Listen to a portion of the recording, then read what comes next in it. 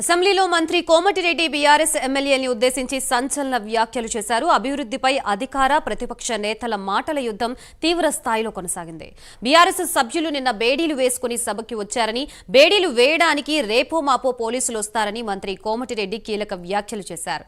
తాము అధికారంలోకి రాగానే రోడ్లపై దృష్టి పెట్టామని మంత్రి కోమటిరెడ్డి చెప్పారు. గత ప్రభుత్వం రోడ్లని పట్టించుకోలేదని మంత్రి ఆరోపణలు చేశారు.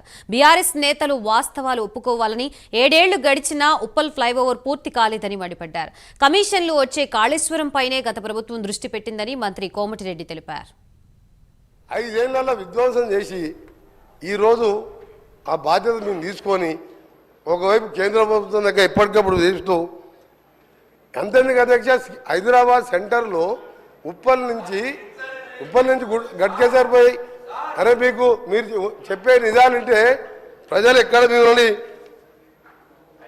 అర్థం చేసుకుంటారు అని మీరు ఉప్పల్ నుంచి అక్క 6.5 ఎకరాల 6.5 కిలోమీటర్ ఫ్లైఓవర్ అధ్యక్ష 6.5 ఏళ్ళు అయింది. 6.5 ఏళ్ళు అయింది అధ్యక్ష.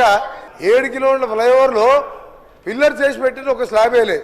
ఆ కాంట్రాక్టర్ మీద చర్యలు తీసుకోకుండా ఈరోజు కాంట్రాక్టర్ నొప్పించి నేను దాన్ని మనం స్టార్ట్ చేయించిన హైదరాబాద్ విజయవాడ రోడ్డు జాతీయ రహదారిగా 6 లేన్ చేసేది ఉండే. మీకేమైనా రోడ్ల మీద ఐడియా ఉందా? ఎంతసేపు పైసలు వచ్చాయి కాళేశ్వరం తప్ప మీకు రోడ్ల మీద మీకు తెలుసా? కాళేశ్వరం మిషన్ భగీరథ ఒక్క రోడ్ వేసావా? ఒక్కసారి సార్, చాలా ఇంపార్టెంట్ సార్. మీరు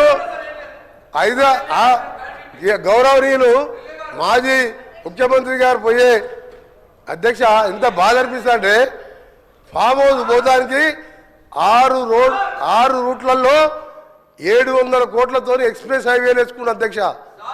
ఆర్ఎండ్బి మినిస్టర్ గారు నా భువనగిరి పార్లమెంట్ పక్కకు వస్తుంది. 6 రూట్లలో ఎక్స్ప్రెస్ హైవేలు రాష్ట్రం మొత్తం వదిలిపెట్టి ఫామ్ హౌస్కే 700 కోట్ల రోడ్ వేసాను.